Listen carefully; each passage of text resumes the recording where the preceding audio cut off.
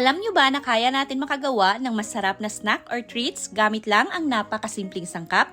4 main ingredients lang ang kakailanganin natin at pang-5 na doon ng tubig. Very easy, quick and affordable at kayang mag-last up to 2 months kahit walang ref. Kaya napaka-ideal nito na gawing pangbenta. Good day mga moms! This is Mommy Irene again, ang inyong kusinera.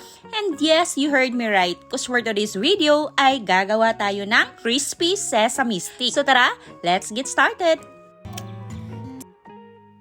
So meron tayo ditong spring roll wrapper and yes, pwedeng lumpia wrapper na nabibili sa palengke ang gamitin nyo. Gupitin nyo lang para maghugis kwadrado.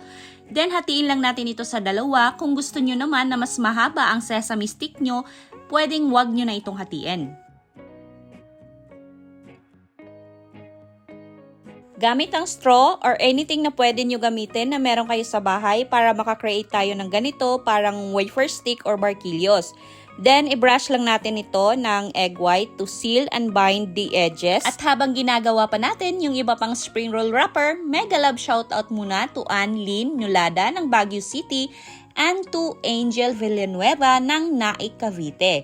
Thank you mga moms for watching! Next step ay i-dip lang natin yung mga na-roll natin na wrapper sa beaten egg white para mas kapit mamaya yung ating sesame seeds at the same time ay mas crispy yung outcome ng ating sesame stick. Let it sit for a few minutes muna before frying. Much better if chill muna natin ito for at least an hour para mag-dry na yung ating egg white at talagang nag-stick na yung ating sesame seeds. Inapan ay magpainit lang tayo ng mantika, then fry natin ito until brown and crispy. At kung umabot ka man sa part ng video na ito at hindi ka pa naka-follow, please like and follow our page for more quick and easy recipes.